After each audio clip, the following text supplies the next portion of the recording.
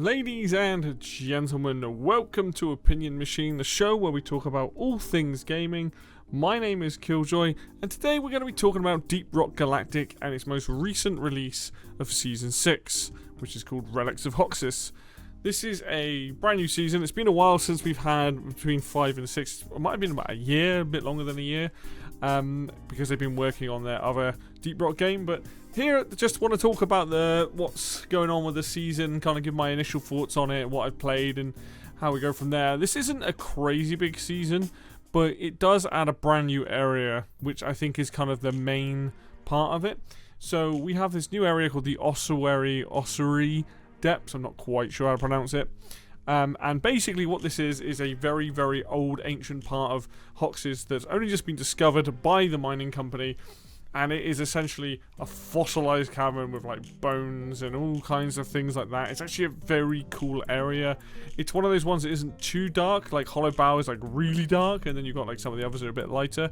Kind of in the middle there. But it's a big area full of big bones and like nests of these new enemies. And it's honestly just a really cool environment to be in. I think it's actually one of the best ones. Like it's just got a vibe and an atmosphere that's proper creepy, but it also is like kind of cool walking through these old like ancient rib cages and things like that of the creatures that used to be here on the planet. And because you have a new biome, they've done something where they've added some new enemies in, and I think this is one thing I really enjoy about like a lot of the seasons of DRG is when we get new enemy types to deal with. I absolutely love how the robots function. I love the infected versions of the creatures. We've got the newer creatures added from as the game's been going on. But now we've got 3 new enemy types, and the first one is the Scrab. The Scrab is a little beetle-looking thing that usually comes in packs of 3, but if you do happen to get hassled by them, they can be more than that. If you find one of their nests, there's a lot more than that. And they're fairly quick, they fly at you, they've got a weak point on the back, but basically they just sort of dive bomb you. They're pretty cool, they are annoying, which is I think the point of them.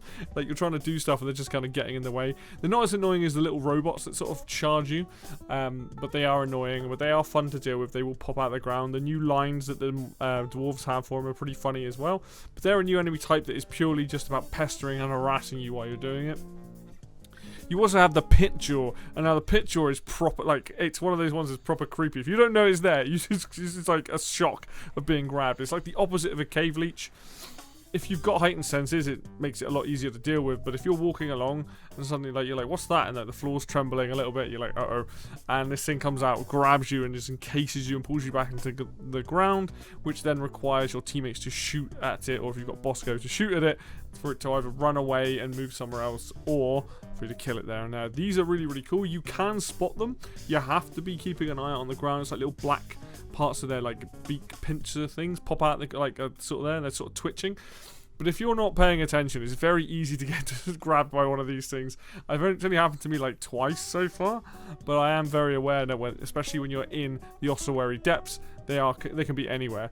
Now, in relation to both the Scrab and the Pitjaw, there are 2 warnings. One is a Pitjaw colony, and the other one is a Scrab nesting grounds.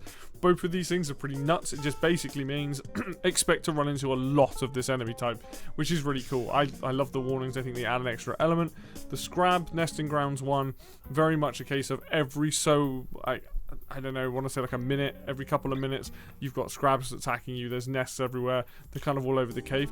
The Pitjaw colony one is just, there's a lot of Pitjaw colony jaws on the ground, and you need to keep an eye out. And they can make chaotic missions even more chaotic.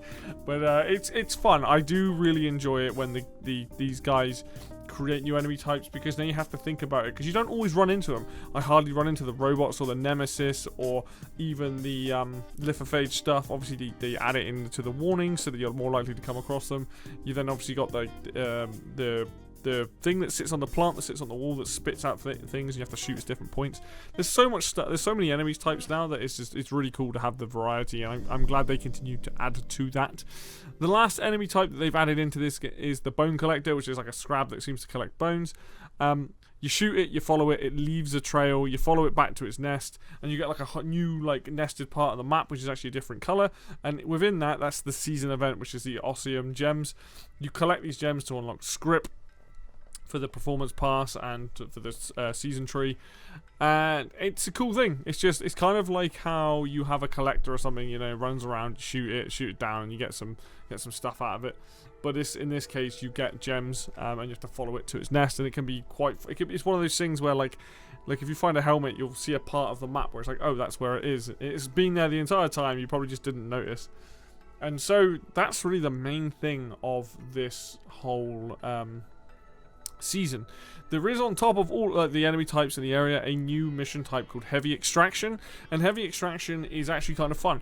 You are essentially just spelunking. You are just looking for these big lumps of fossilized material. You dig them out of the ground. They send you down some essential jetpacks. You stick them to the rock and it flies off. And I think the shock was, I was expecting to have to defend that thing while being attacked, but you don't. You just go and find the 4 or 3 of them that are around the cave. And these caves seem to be pretty cool because they tend to have branching paths. So if you're playing with a team, you can kind of go off and find them in different areas yourself. It's a very cool mission. I actually quite like it. It's simple in concept, but the actual caves that I've tended to be in when I've been doing it have been quite complex. So I really like it. And that's kind of it. Like, this season isn't like a massive season. Obviously you have the paid DLC, the season tracker, and also like the performance pass where you can spend your script on it to unlock like more cosmetics and things like that. Like, all the good stuff's here. Like, I'm not complaining. It's really nice to have a brand new season of this game. But the crazy thing about it is it's not. Some seasons in the past have obviously added weapons, and some have added grenades and things like that. That's not the case here. And yeah, I'm just glad there's something new to play. Like, honestly, if every season we get like more enemy types, because that's the thing that I enjoy the most, which adds to the whole while playing the game, variety of the game.